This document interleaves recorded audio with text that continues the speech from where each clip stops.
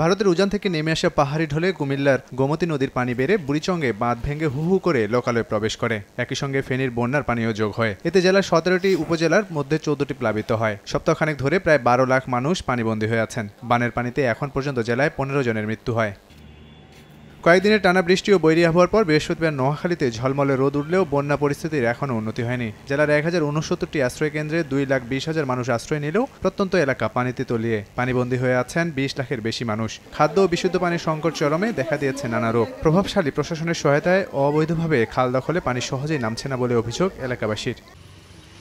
রাঙ্গামাটিতে কমতে শুরু করেছে বানের পানি, দৃশ্যমান হচ্ছে ক্ষয়ক্ষতির পরিমাণ। এবারে বন্যায় বেশি ক্ষতিগ্রস্ত হয় কৃষি ও মৎস্য খাত। কৃষি বিভাগের তথ্য বলছে, জেলায় তলিয়ে গেছে 2100 হেক্টর ফসলি জমি, যার আর্থিক ক্ষতি প্রায় 44 কোটি টাকা।